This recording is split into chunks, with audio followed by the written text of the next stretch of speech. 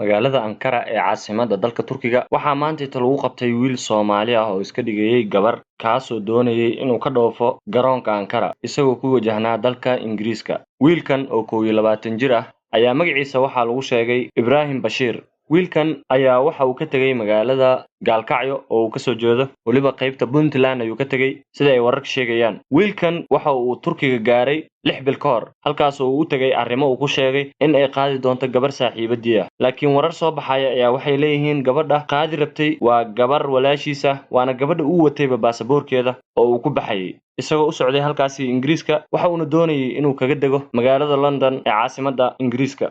gabadha walaashiisa ee iskale baasaboorka ayaa magaceeda waxaa lagu sheegay Zahra Bashir laakiin asaga wuxuu ku sheegay in ay saaxiibo yihiin. Zahra Bashir asaga waa walaalo. Ibrahim waxaa la leeyahay waxaa lagu qabtay ciidamada gaarka ee Turkiga ayaa ka shakiyay ninkan sababtoo ah ma uusan lahayn qaab dumar. Shaki badan kadib baaritaan ayay mariyeen. Markii la baaray waxaa la ogaaday inuusan ninkanba u ahayn gabar uu yahay nin waxa uuna joogaa haatan oo lagu hayaa xabsi halkaas oo uu ku yahay xugun suge.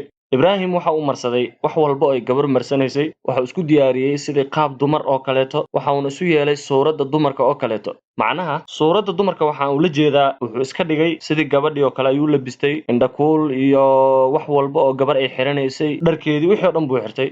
Ibrahim haddii dembigan weyn ay dowladda Turkiga ku xukunto xukunkiisa wuxuu noqonayaa mid culus waxa uu muteysanayaa sida immigrationka sharciga uu qoraba qofkii falkan oo kaleeto dembiga ku dhaqaaqa khiyaanada sameeyo waxa uu muteysanayaa muddo 6 sano oo xarig ah. Sidoo kaleeto waxaan meesha ka marnayn in ay gabadha saameyn ku yeelan karto arrintan gabadhana laga qaadi karo sharcigeedii lagana laaban karo deganaanshaha waddanka ay ku joogto ee Ingiriiska sababtoo ah waxa ay khiyaanaysay iyadana waddankii ay ka soo jeeday oo inaad baasaboorkaada qof kale u dhiibtaa waa mamnuuc xitaa waalidka sida caadiga ah sharciyada ku qoran. Waxaa ah nidaam in adiga wax walba oo dokumentigaada ah ama ha noqoto dhalashadaada ama sharcigaada baasaboorka ama ID-gaaga warqadda yarta aqoonsiga kaarka aqoonsiga ama laysankaada gaariga aad ku wadays dhammaan looma dhiibi karo qof waa mamnuuc adduunka. Marka waxay ciqaab ku muteysan kartaa in sharciga deganaanshaha laga laabto sidoo kale xabsi ay muteysan kartaa waddankana waa laga soo musaafirin karaa oo qof aan waddanka u dhalan ayay noqon kartaa. Balan sugna xaaladda meesha ku dambayso insha Allah wixii faahfaahin oo ka soo baxana insha Allah bidnal karim